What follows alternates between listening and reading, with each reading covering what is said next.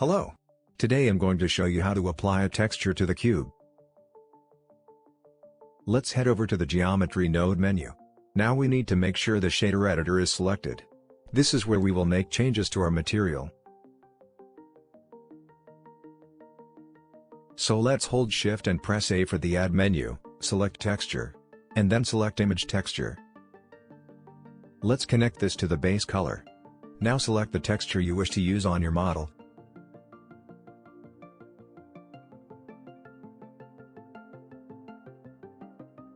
Once selected, this will be applied.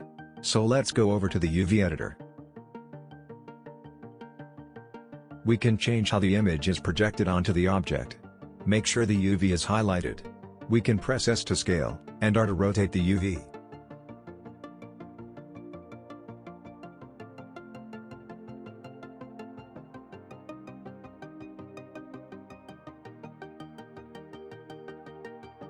As you can see, this changes the way the texture looks on your model. Thanks for watching. Please like and subscribe.